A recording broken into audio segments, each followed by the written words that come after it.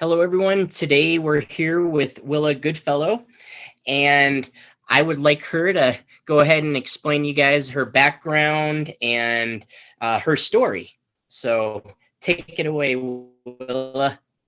Okay, well, uh, one of the ways that you and I have connected, John, is Colorado. I grew up in Loveland, Colorado. I was the oldest of six kids and lived with depression off and on, probably since I was about four. Uh, got through life with a little bit of therapy and a whole lot of sucking it up because that's how it worked in my family. I became an Episcopal priest. I had a long career doing that. And then in 2004, the depression was just biting my butt. And my doctor put me on Prozac. That started off a journey through 6 different antidepressants. Each one made me sicker and more suicidal than the one before. And my brain just slowly over a few years unraveled. So I went on disability. Mm-hmm. Then my life took a pivot. Uh, I started investigating what the heck had happened to my brain. And in that investigation, I discovered no, actually, major depression is the wrong diagnosis. I have bipolar. So I continued that investigation. Since then, I've learned a lot about bipolar disorder, what is happening inside the brain. I'm a brain nerd. And I've worked on my recovery. Last summer, indeed, my brain did recover. I've published a book, Prozac Monologues, A Voice from the Edge, that tells that story. And now I do speaking, writing, and advocacy for mental health issues. Found you on Twitter, found that recovery and this issue of taking responsibility for our own lives and our own health is an issue that we share. So here I am. Well, I'm excited to have you here with us today. And you said that you wrote the Prozac monologues, right? Correct. And when was it? How long has it been out for? It was published in August. In August, okay. And if somebody wants to go take a look, and you're on Amazon and are you on all the major platforms? I'm on all of the platforms. Awesome. I certainly encourage you to shop at your local bookstore. Or even ask the library to get it. I'd like this book to be in more libraries. The response that I've been getting, it just is really important to get it out there. Yeah, no, I definitely understand, because I know you and we hold, just from what I know about you so far, we hold sort of similar values in how we approach treating bipolar disorder. And like you, I'm a huge proponent about educating, taking responsibility, personal responsibility. And that's something I think a lot of people have an issue with, especially the past few years since I've been advocating on Twitter. I think a lot of people are confused about, well, I have this diagnosis, I have these meds, and now kind of where do I go from here? And one of the things that um, I have, I'm really a big supporter of is daily exercise. And I lift weights every day. The only time I take off is, if I feel like my body needs to recoup. But it has been instrumental in, like you said, recovery, in getting, being able to move on and have a functional life. And so I kind of wanted to get your perspective and with your journey, what you found with that, with exercise and so forth. Because you said you're a brain nerd too, like me. So, um, Okay. I yeah, I really want to hear your ideas. Well, this, for me, things started turning around. I discovered a psychologist in Australia, Sarah Russell, with lived experience as a person with bipolar. And a number of years ago, she wrote a book called A Lifelong Journey, Staying Well with Manic Depression, Bipolar Disorder. What she did for her PhD, I think, Mhm. was interview people who have bipolar and are stable or are managing well with the condition. For myself, I say managing more or less. Mhm. He, so she just asked them, how are you doing it? And then there were certain themes that kept reemerging with each person. Lifestyle changes, education and self-awareness, support, and medication. And lifestyle changes were the most important. Um, and I've discovered that myself. Mhm. Um, for me, the most important piece of that is to keep a routine. Now, Ellen Frank has a whole therapy around that called interpersonal social rhythms therapy. And the idea behind it is that we all have these internal clocks. Everybody has an internal clock that regulate all kinds of functions: energy levels, release of hormones, appetite, mood, temperature regulation, sleep. Um, my wife and I never agree at the thermostat setting. And I'm aware of the fact that that's because my body is always fluctuating. I can be in a Mhm. room and within an hour, put my sweater on and take it off 3 Mhm. times. I hear you. Because our clocks are wonky. If we have Mhm. bipolar, that's one of the basic things that's going on, is our inner clocks are wonky. So Frank's therapy is about setting and resetting the clock every day, Mhm. having a routine. It doesn't mean you have to do the exact same thing at the exact same time every day, but particularly at the morning when things get going, and then in the evening. So the first 3 hours of my morning, of my day, and the last 3 hours of my day are Mhm. pretty well regulated, Okay. and help me sleep. And actually, this last year with COVID restrictions, that's helped me keep my routine, because I Mhm. don't have those temptations to go out with my friends and eat a big meal late at night and then not be able to get to sleep, and um, or plan a trip that gets me up at 4 o'clock in the morning to catch a plane. Mhm. I'm those temptations to go off the ranch have gone away. Mhm. That's for me the number one issue. Okay. What sort of could you kind of touch on what you do for your own routine in the morning and night, just to kind of um give everybody who's listening an idea of kind of Sure, what a healthy morning and a healthy evening looks like? sure. I didn't know that this would ever happen earlier in my life, when I had to always wake up with an alarm clock. Um, but I don't have to wake up with an alarm clock anymore. And it turns out I get up sometime between 5 and 6. Mhm. So I spend some quiet time by myself because my wife doesn't sleep as well and she tends to sleep in. I spend quiet time with myself and then start breakfast at 7.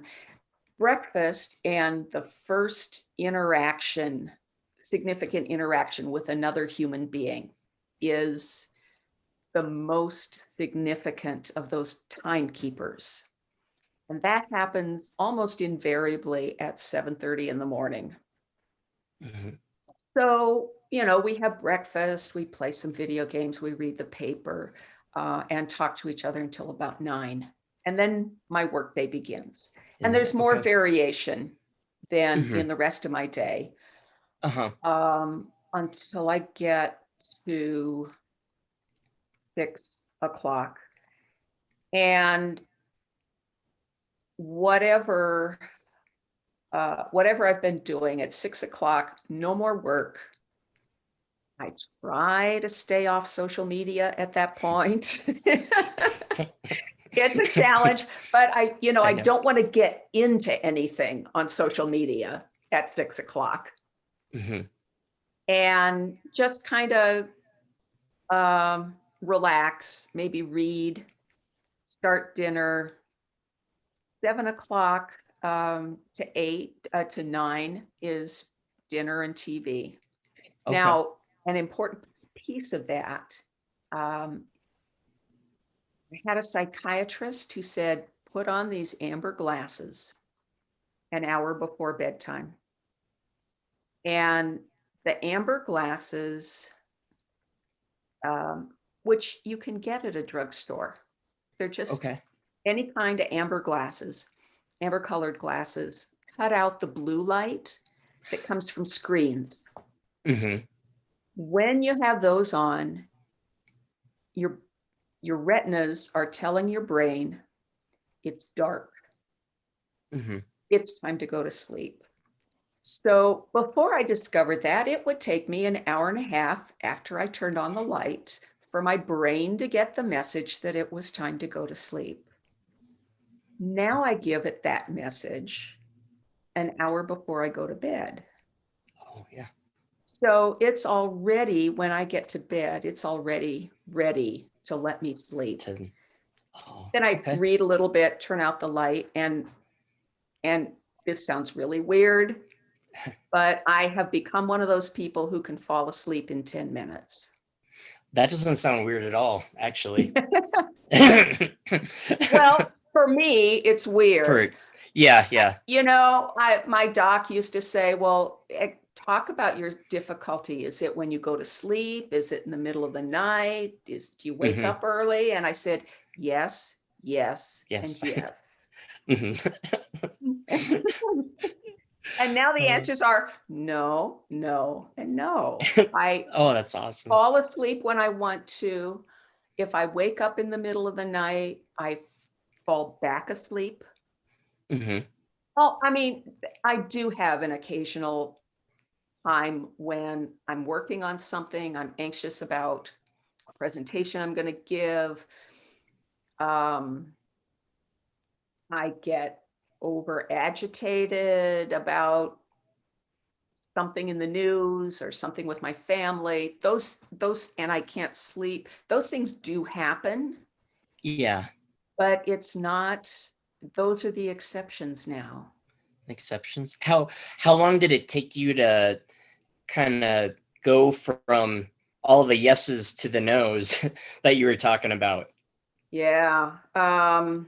Oh gosh. When I was on antidepressants, I just could not take enough sleep medication. All of these things that were supposed to knock me out that I was taking at the highest dose Uh-huh. just were totally ineffective. Mhm. Um, how long did it take? Probably from when I started on I took antidepressants for about 2 years. Then I stopped. Then I was trying other things, or not, or for a while I was just trying to avoid being around psychiatrists because I didn't want to take It something else that was going to make me sick. make Mhm. Um, but when I got that cue about when the doc said wear amber glasses, probably within a month, Oh, wow. I Okay. I had stabilized. Now, at that point, I was working every system. Okay. One of the disadvantages of having been misdiagnosed and taking antidepressants is that one of the consequences is that then the meds for bipolar don't work as well, Okay. which is a real bite. Yeah. I mean, Yeah. the It is. damage continues even after you've Hmm. stopped taking them. So I really, really, really have to work that's my recovery tools, Hmm. my Okay. lifestyle tools. Hmm. Okay. Other things, diet, so that I'm feeding my brain cells rather than poisoning them. Hmm. Um, and of course, exercise. Hmm. Exercise not only keeps the endorphins going, so it helps with mood. It also stimulates something called BDNF, which is a hormone that makes your brain produce more brain cells or more dendrites. Or It okay. basically it increases your brain mass, Oh, okay. and exercise stimulates that. So Okay. you're making your brain stronger as well as your body, Hmm. as well as doing all of the stress relief stuff that Is exercise it does. okay? Because you touched as well on diet, and I mean, Mhm. that's huge for my daily process, my routine as well. Right. What, you talked about it when you were talking about your routine in the morning, your breakfast, and at night. What do you try to, have a certain amount of, proteins, fats, carbs, or is it more like your types of food that you're eating? What makes what do you use to make a decision about what to eat? Right. Well, that also, um, I don't diet. First of all, let me say that I Mhm. don't diet. Cool. I I follow a food plan. Okay. And all of those fad things that restrict one thing or overemphasize another, um, those diet programs intended to help you lose weight are really intended to help a company make money. Hmm. The American Diabetic Association, I'm not diabetic, but Uh-huh. their approach is a balance. This much carb, this much dairy, this much fruit, this much veg, this much protein, this much fat. And um, you can eat whatever you want, fitting it into those uh, categories. Now, the way we did it, uh, we talked about bubbles. Hmm. So we have to fill up 4 veg bubbles or 3 fruit Oh, cool. bubbles or Okay. 5 fat bubbles. And so there are 7 protein bubbles, which is basically 7 ounces, the equivalent of 7 ounces of meat spread over a course of the day. Now Okay. that I'm older, my doc has recommended that I increase that to 9, Okay. as older bodies don't metabolize protein as well. But anyway, you can eat a candy bar if you want. That's going to take up a lot of your carbs. It's also going to give Hmm. you a sugar rush, Hmm. and you're going to be hungry at the end of the day, and you won't have any more carb bubbles left over. So, but it's kind of a teaching tool, because early on, if you eat boy, I want that donut. And you pay for it at the end of the day. And so the next time you say, well, maybe I'll have a quarter of a donut, because that's only going to be 1 protein and 1 fat. Hmm. and it'll be a treat, Hmm. and I'll still be able to eat a meal, a full meal. Yeah. Uh-huh. I try to, I emphasize the carbs that are protein rich, Hmm. like oatmeal for breakfast, brown rice instead of potatoes. Well, though I think potatoes have a little bit of protein too. Hmm. So the protein, of course, is what, and the fat are what make you feel full. Yeah. But it becomes kind of second nature. Hmm. So I do, at the end of the day, think, now, have I met my protein requirement? Or am I finished with my carbs? Hmm. Um, am I Yeah, you finished? kind of. Am I Hmm. finished with my fats? Uh-huh. But just like unhealthy eating can be a habit, so can healthy eating. Hmm. Now, this last year, our financial budget has shifted so that we're not spending as much money on restaurants. We do take Hmm. out every once in a while, but that's been able to shift more to organic fruit and veg. Okay. Okay. I got you. Because like I completely agree with you about the whole diet. I was a personal trainer for about 8 years, Mhm. and I always taught my clients, it is a lifestyle, but it's your, making healthy food choices. So, Mhm. like you said, if I'm going to eat this donut for breakfast, you have to take it into account over the whole day. It's not Right. just that one point, but then, like you said, not restricting.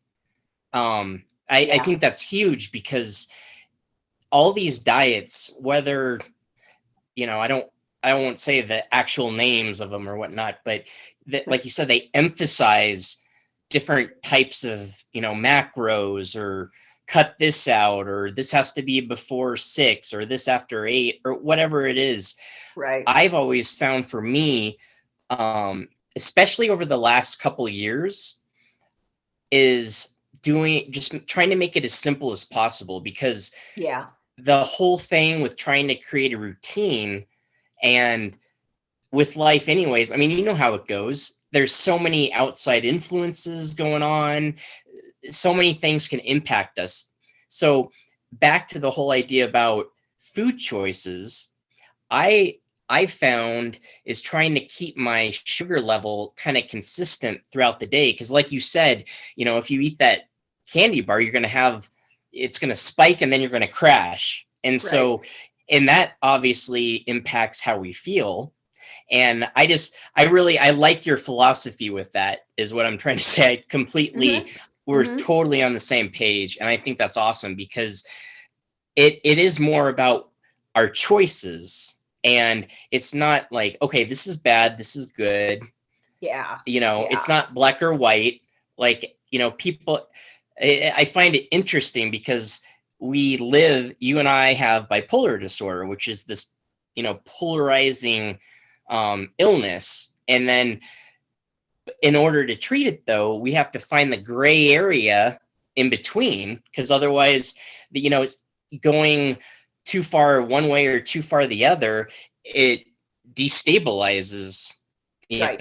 our moods and so forth. So I just think that in terms of lifestyle, like you had mentioned at the very beginning, I think that's huge, because there's so many things that go in to our treatment. And if we, like I was saying, if we can make it easier, more user friendly, and, just saying like, okay, exercise, I'm going to do some exercise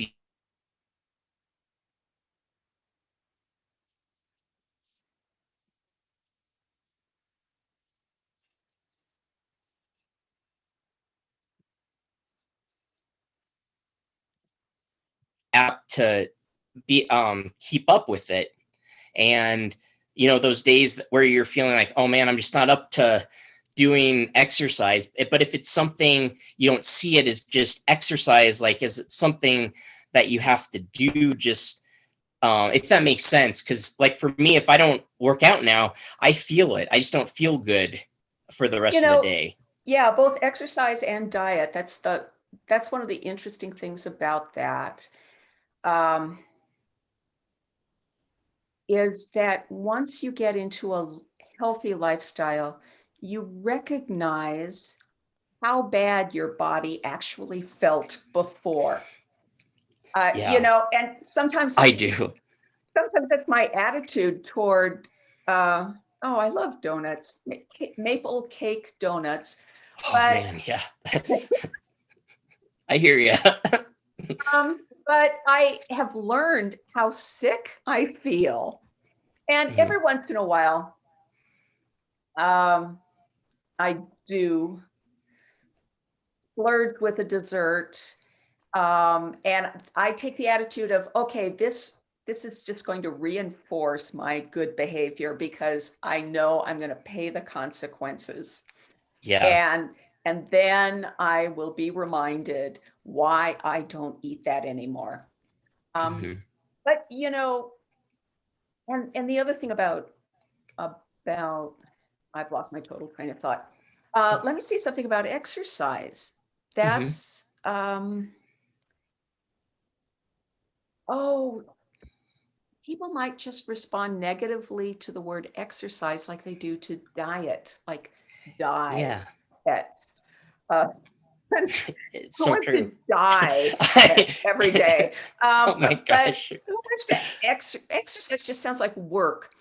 Um, Hmm. but it's important. I understand that weightlifting seems to give you a thrill. Yeah, I And love it. and actually I like a little bit of it. I do the hand weights thing. Hmm. Um, but again, it helps if you can find a way to fit it into your life. Hmm. Now, it, this this has just worked so well for me and for a bunch of people. Um, in my church, there is somebody who needs a lung transplant. Oh, hmm. And he's working with a hospital and is trying to get on their list. And several months ago, they said, okay, the thing is to get a lung transplant, you have to satisfy all kinds of requirements. And one of them is you have to be pretty healthy, which is Hmm. ironic Yeah, because it, he it needs a is. lung It's transplant, right? yeah, right. Um, but they want to work with as healthy a base as they can. Hmm. So they said, okay, you need to lose 10 pounds and you need to be able to walk. I can't remember what his goal was, Uh-huh. without assistance. Okay. So he started off on this program of walking more every day. And then we got the idea at our church, we're going to walk too. Hmm. Now, this is all being done, you know, online. I mean, the walking isn't online, but our Yeah. communication is all online. We don't walk Yeah. next to each other. Hmm. Um, and we said, we're going to walk the distance from your house to UCLA and back. And then it's like, even though we're not walking literally beside Stan, we've always got Stan with us because Hmm. we're praying for him and remembering him while we're walking. And I, oh, we have a corporate goal. And so everybody, who needed to do yeah, more walking was doing more that's walking. doing it. Hmm. Now he's supposed to be working on his balance. And I have to say that's more of a challenge because I hate crunches. Oh yeah. I told him, Stan, it's going to be a struggle, but for you, I'll do crunches. Uh, but to find a buddy, to Yeah. find somebody that you're accountable to and that you're doing it with and that you're doing it for. Hmm. So, we go off, my wife and I go on a walk every afternoon, and she always thanks me for getting her out.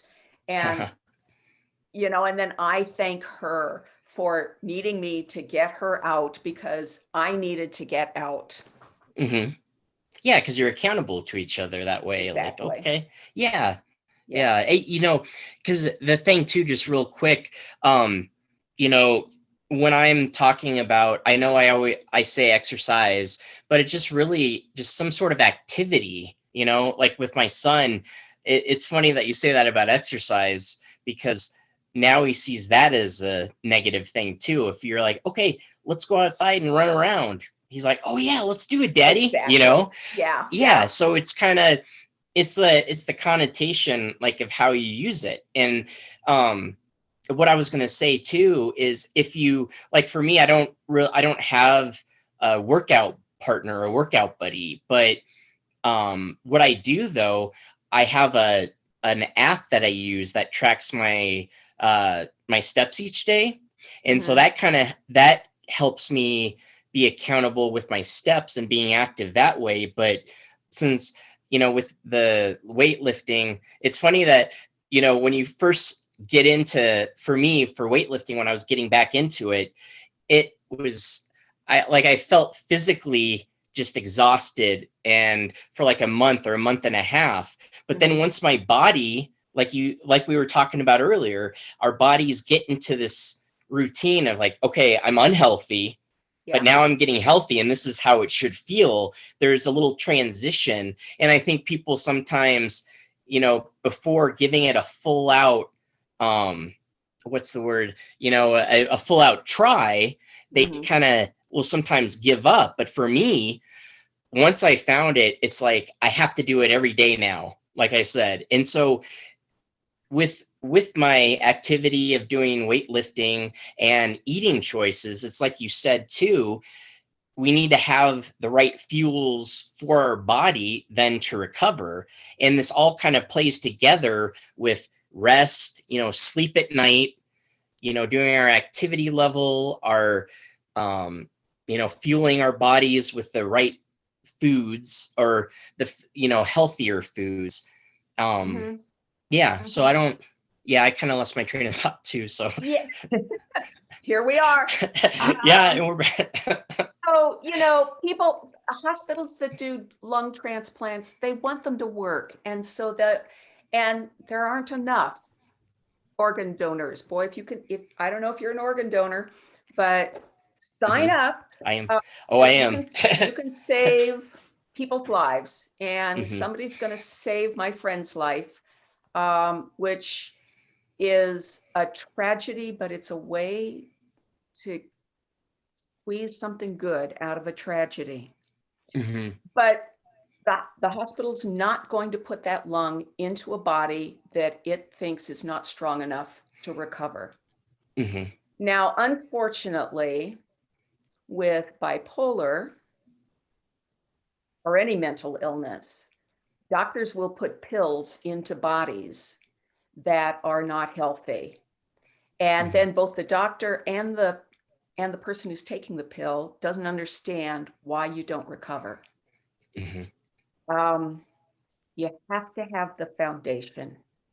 The Hmm. pills just the pills help, and they're important, but without the foundation, they can't make up for a Hmm. wild and crazy lifestyle.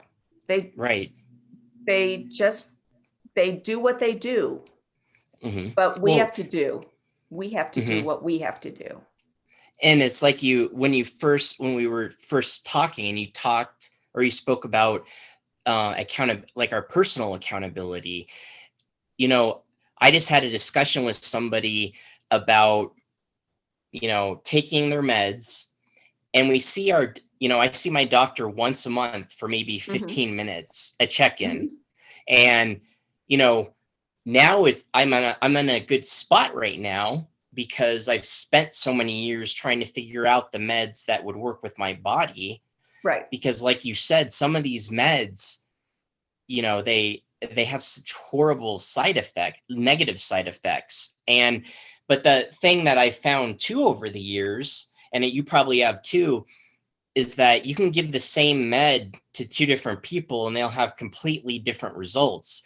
Like, Right. there's a class of medication that I can't take anymore, because I gained so much weight that it just, my quality of life just goes down the tubes, and then I can't function.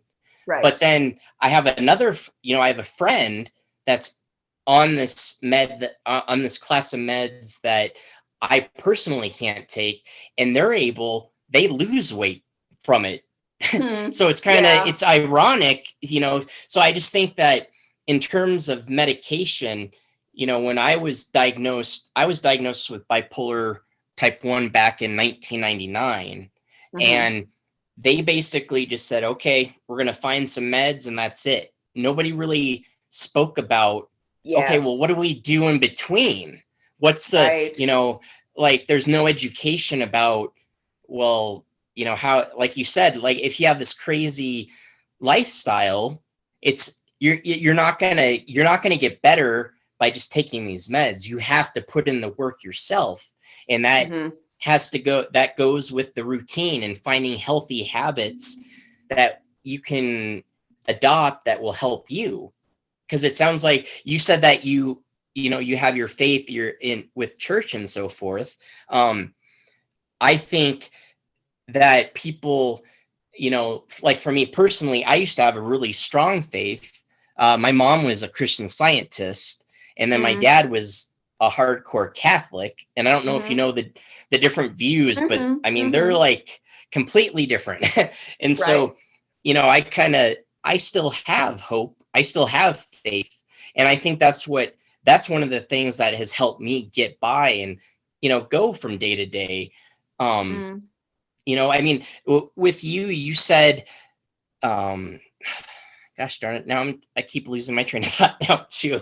It's just, you were talking about your faith. How long, have you, believed all your whole life, or kind of, could you touch on your journey with that and how it's kind of impacted with your diagnosis? Sure. Sure. Okay. Uh, yeah, I was just flat out devoted to Jesus from a very, very, very early age. Hmm. I was raised Roman Catholic. When I got to high school, started having some uh, intellectual conflicts with that, and found the Episcopal Church in college. Um, and the Episcopal Church, I guess, a couple of things. The fancy word that I like to use for it is epistemological humility. And what Hmm. that means is we acknowledge that we don't know everything. Hmm. So we have some values: God, the Holy Spirit, Jesus. We're trying to live the way Jesus would have us live. Um, we find the sacraments to be something that really give value to life and that really feed us. We worship together. We don't pick at each other's thoughts very much. Hmm.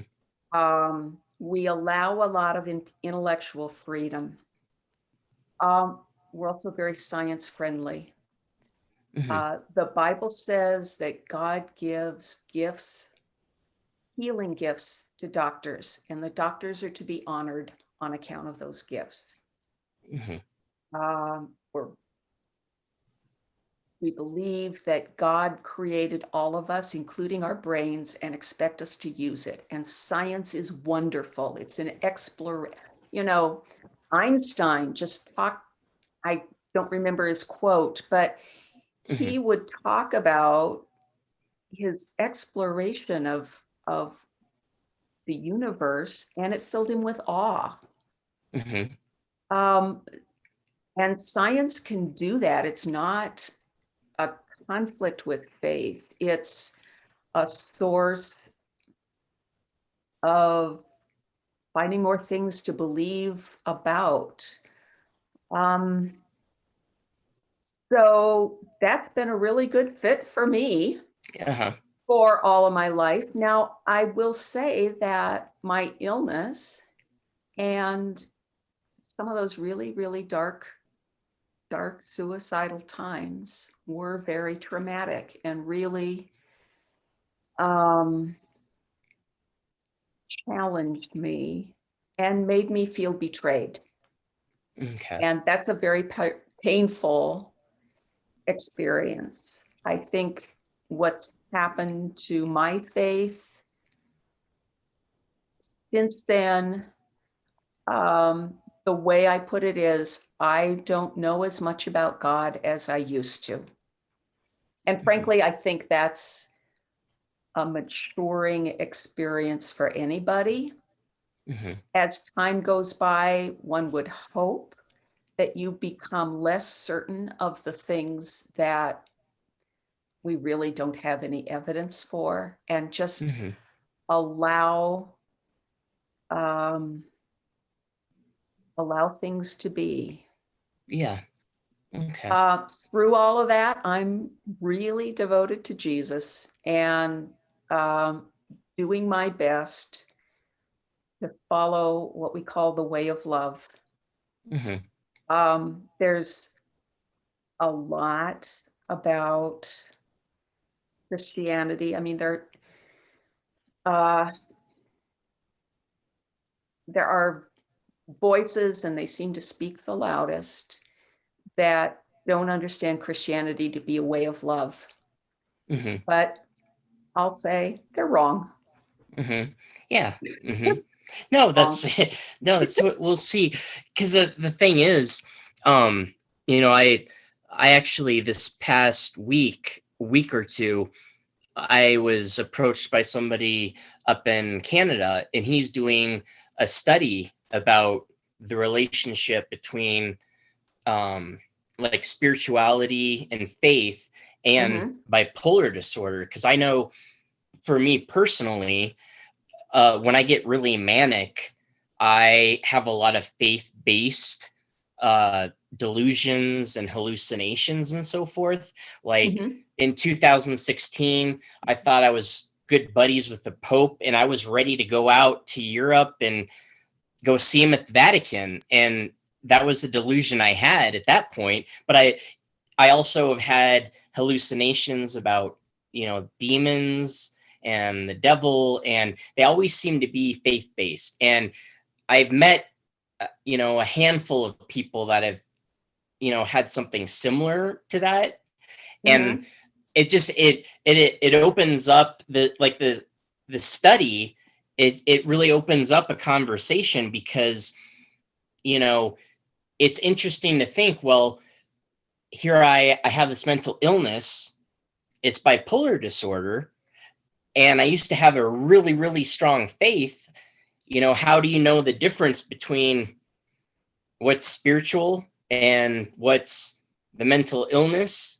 And I'm looking forward to seeing this study done and what his Mm-hmm. results are, because he's going to do a follow up study too, based on, um, if you're, he said he's going to do a follow-up study. I don't know the whole everything, but about, if you believe before, or if you're an atheist before, and then you go through one of these episodes, like a manic episode where you have these delusions or hallucinations. So I know we kind of veered off towards, on this topic, but I just wanted to get your ideas, because I think too, finding hope in something, I think, is so important, because that's what helped me as well, and I know it's helped you. And so Yeah. Yeah.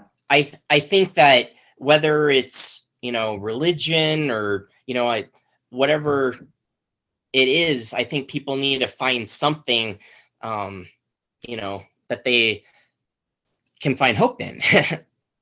Yeah. Now, I always get a little uncomfortable when we start thinking of spirituality or religion as tools in our Hmm. recovery toolbox, because I think those are broader categories.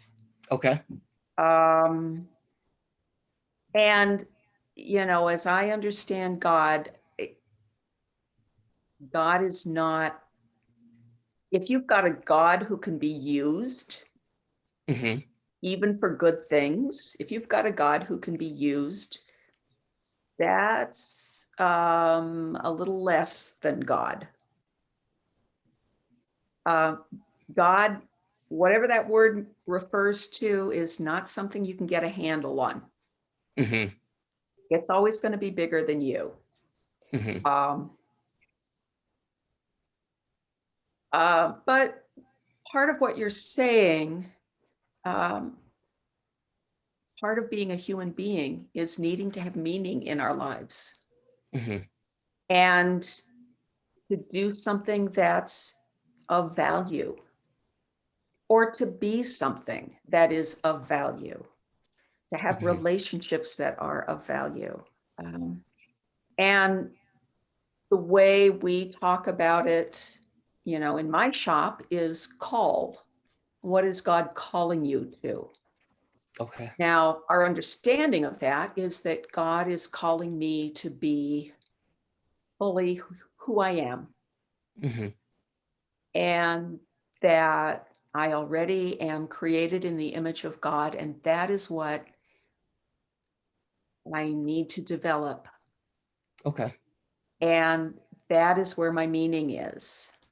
Mm-hmm. So the particulars of my life circumstances are a piece of that, and have to be taken into account.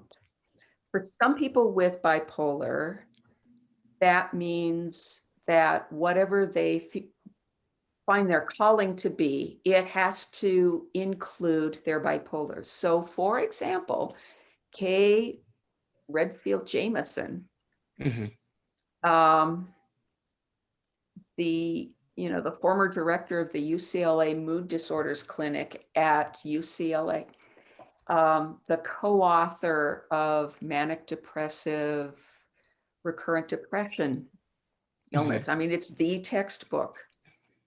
And she's just a brilliant, brilliant person. And when she came to terms with her bipolar, and she had a really extreme case of it, Mm-hmm. has a really extreme case of it, she said, I can't manage this and go to medical school. So instead, she got a PhD in psychology. Mm-hmm. So, she took her limitations and she took her skills, and she found a way to Mm-hmm. express her passion Yeah. that managed both of them. Mm-hmm. Yeah. So for me, that's turned into a mission Mm-hmm. in mental illness, mental health journalism. When the book was about a year ago, when we were doing the final things to get the book ready for publication, and then the promotion since. Now, I work just part-time in this little church. Mm-hmm. It's what's called a mutual ministry church, which means that everybody is a minister, everybody has a call. And as a priest, I'm not in charge of everything. In fact, as a priest, I'm not in charge of anything, except what I do on Sunday morning. With But I said, I need to pull back while I'm doing this. And there are other people, there are other clergy there, actually. Mm-hmm. But our worship team has some lay people and some clergy. And this is my ministry now. And I can contribute my part, which has gotten smaller there. Mm-hmm. I'm more of a mentor Okay. there at this point, so that I can do this other thing. Mm-hmm. Okay. And that's what gets me up in the morning. Mm-hmm. Actually, That's what awesome. gets me up in the morning is moving words around on paper, moving sentences around in paragraphs. I love to Mm-hmm. write. Mm-hmm. Oh, that's awesome. Well, I'm wondering, just to kind of summarize what, you know, if you could kind of go over just one more time the main ways that you manage? Sure. Lifestyle is the biggest. Keeping to the routine, keeping good sleep, exercise, diet, stress management, not letting myself get overwhelmed. Oh, let's see, there were 4 items on there. Education and self-awareness. The Mhm, doctor does, as you said, does not give any education. I mean, I never got as much as a pamphlet, but mhm, learning as much as I can about how to make this work. mhm, Support systems, my wife, my therapist, my colleagues, other people who are living with the same condition. Um, they're huge. mhm, And then medication is largely, is stable for me now and just handles the blips. mhm. Do you do you take medication then on a regular basis daily, or do you have PRN meds or Both, both. both? Okay. I uh, I take some supplements that psychiatrists have recommended to me. Um, I hate to go into specifics because, as you said, what Yeah, caused you you don't the have to. balloon Yeah, no, you don't have to go is into. Yeah, you don't need yeah, to. Yeah, I but yeah, just wanted to know. Okay. both every day, and then I have some rescue meds. Okay. Okay. I just want to make sure that people realize that like it's that you're taking into account all the different areas, the factors, because Right. like you, Willa, my mission, my goal now, what I'm doing online, I'm in the process of turning into a nonprofit. Hmm. And my mission is to help empower everyone that has bipolar disorder and help them in the times that they're outside of the doctor's office, which is Right. the vast majority of it. Almost all of their Yeah, life. yeah, yeah. And so, it's not going to be a crisis thing, but these are tools like what you're talking about are just instrumental. They're key. And I think what you're doing is awesome. You're doing awesome work. I Thanks. really, from someone, for me, like from what I'm trying to do too, we're like on the same page. And I love that because I think you and I going through our own journey and sharing it with others and sharing what works and helping people understand and find what works for them, they're going to be able to live a more fulfilling life like Yeah. we found, like where Yeah. we're at now. So, Yeah. Yeah. There's one other thing that I guess wasn't on Sarah Russell's list, but that is oh, a big piece of Prozac Monologues and a big piece of my next book. And the way I look at the world is humor. oh yeah. Hmm. Um, gravity kills, Hmm. as they say. Yeah, So stay away from the edge and also lighten up. I love that. Some people find that really disconcerting about my book because I will talk about my darkest times and then turn it, And then what? um, turn it with Oh. uh, a one-liner that kind of breaks the spell. Hmm.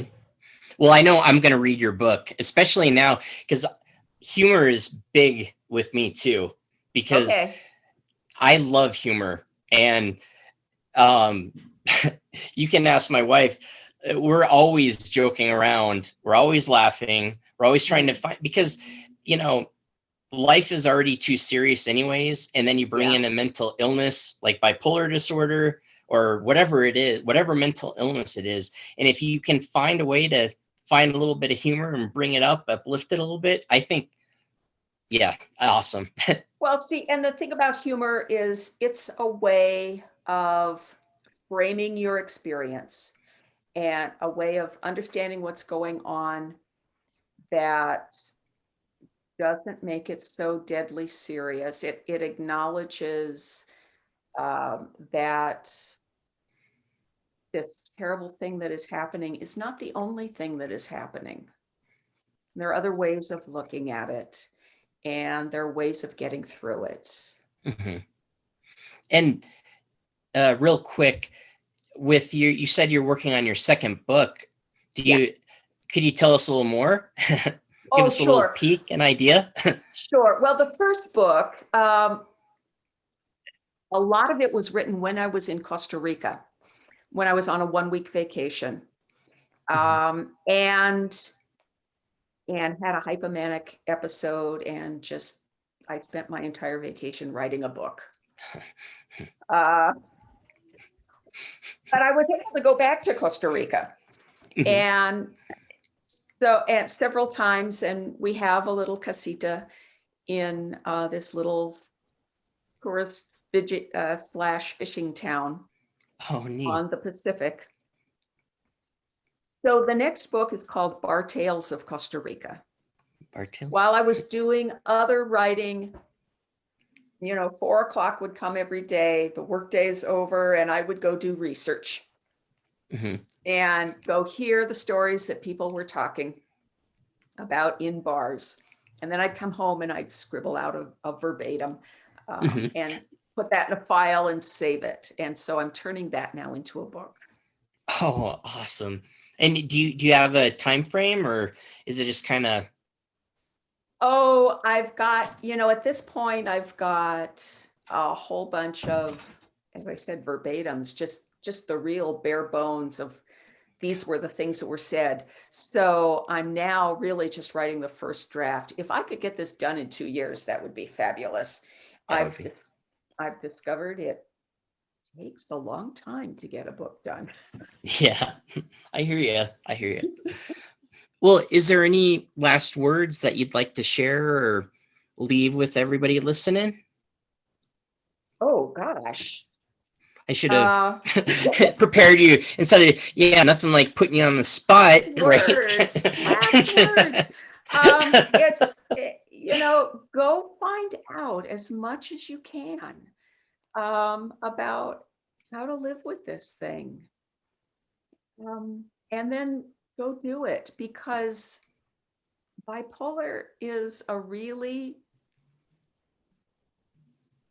shitty diagnosis, and you don't want that diagnosis. But what's worse is when you have it and you're being treated for something else, or when you have it and you're not being treated at all.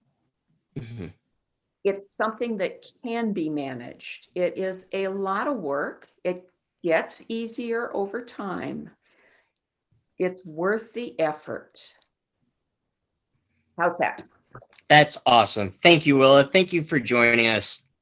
Sure. I appreciate it. So you can find me online. I decided to keep it simple. My blog is prozacmonologues.com. My website is willagoodfellow.com. And my Twitter and Instagram handles are @Willa Goodfellow. And I'll have those in the description from the here too. So thank you so much. Oh, John, I've been looking forward to this. I knew we were going to have a good time. I know.